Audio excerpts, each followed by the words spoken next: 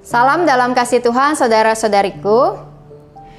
Dalam kehidupan kita bersama dengan orang-orang lain, maka terkadang kita menemui orang-orang yang menyebalkan buat kita. Orang yang menyebalkan, orang yang suka ngeyel, orang yang ngotot, orang yang membuat kita kesal ada di mana-mana. Dalam keluarga, di kantor kita, dalam pekerjaan, di tetangga kita, atau bahkan di dalam gereja. Kita bisa bertemu dengan orang-orang yang menyebalkan. Nah, lalu bagaimana menghadapi orang-orang yang menyebalkan tersebut?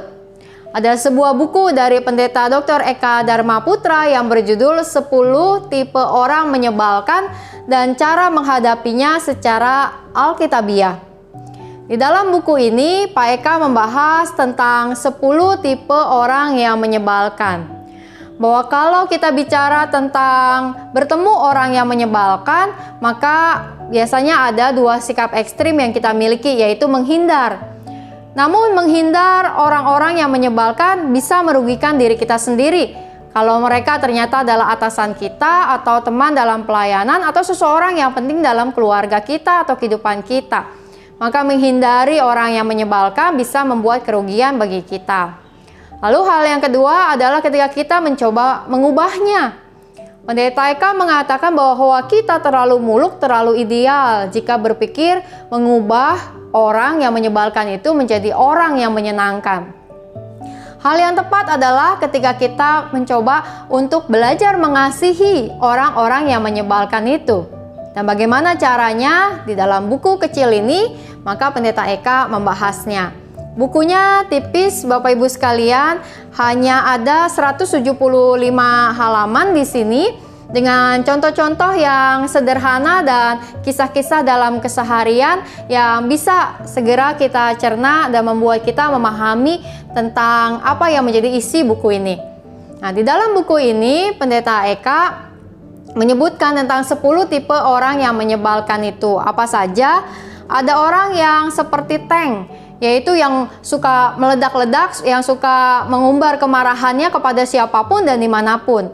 Ada orang yang seperti sniper, dia tidak banyak bicara, tapi begitu bicara menyelekit dan langsung menusuk ke dalam hati kita, yang membuat kita menjadi terluka.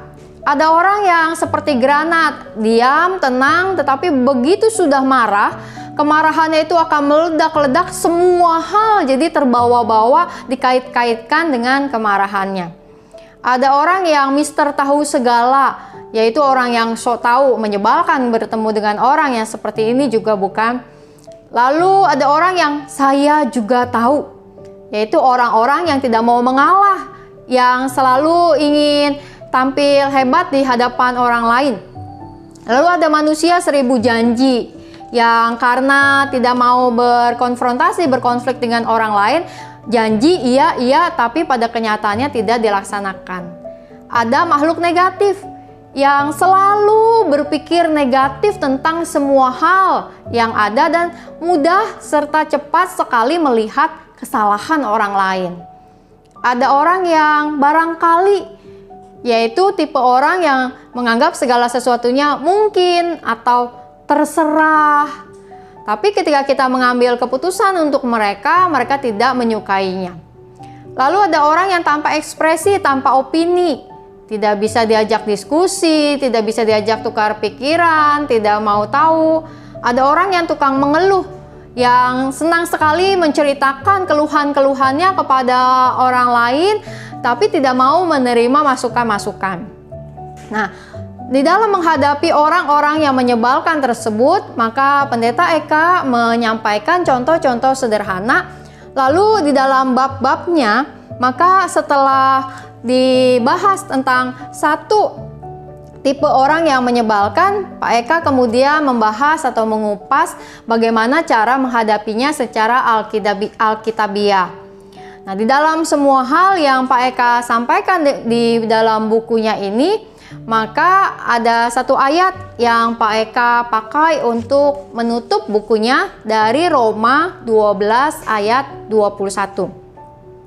Janganlah kamu kalah terhadap kejahatan, tetapi kalahkanlah kejahatan dengan kebaikan.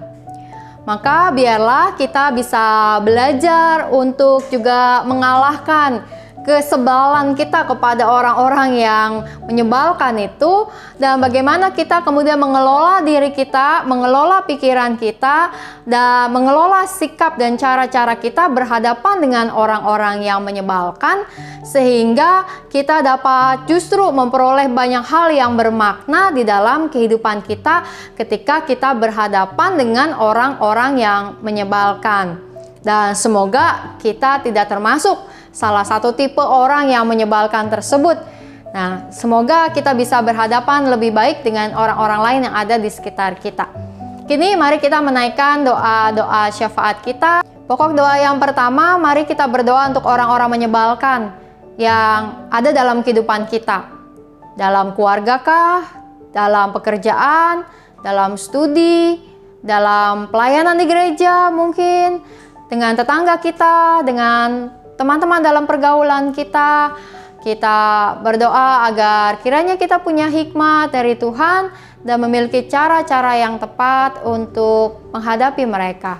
Mari kita berdoa.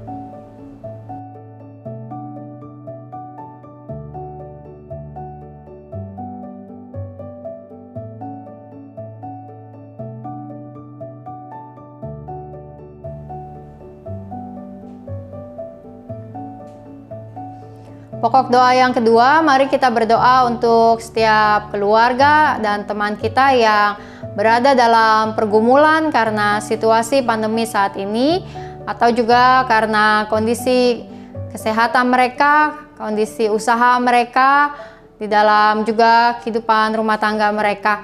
Mari kita berdoa untuk setiap orang yang berada dalam pergumulan.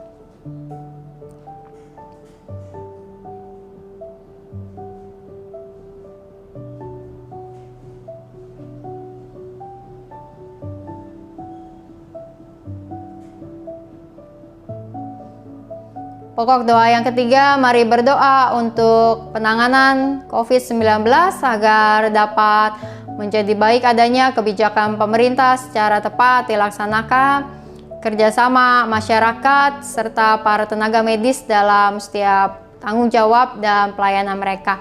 Kita doakan.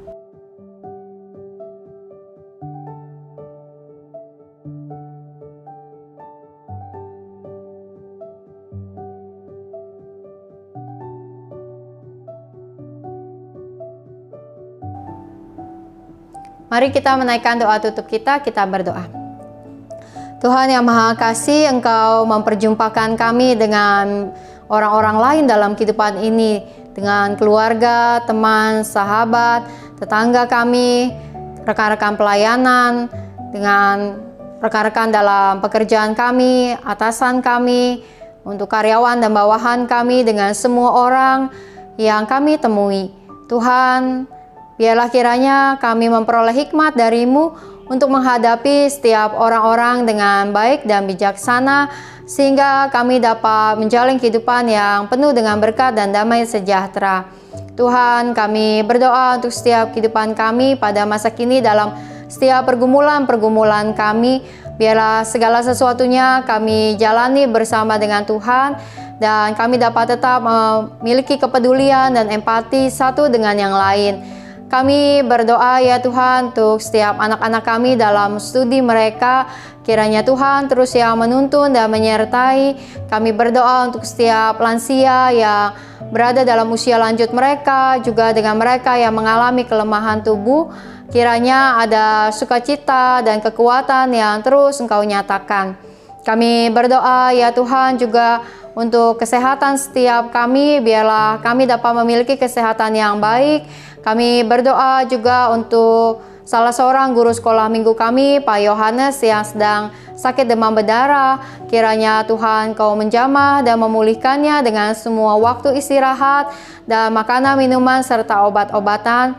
Tuhan Kau yang juga memberkati setiap kehidupan kami dengan setiap tugas dan tanggung jawab kami di hari ini, bahkan dalam hari-hari ke depan. Biarlah kami senantiasa merasakan perlindungan dari Tuhan, dan Engkau ya Tuhan yang juga terus menuntun langkah kami dan memberikan kami hikmat mengatasi dan menjalani segala sesuatu yang ada dalam hidup kami, tantangan-tantangan, kesulitan maupun hal-hal yang mudah, dan biarlah kami dapat tetap menjalankan hidup ini dengan penuh sukacita dan semangat. Hanya dalam nama Tuhan Yesus kami berdoa. Amin. Selamat malam dan Tuhan memberkati.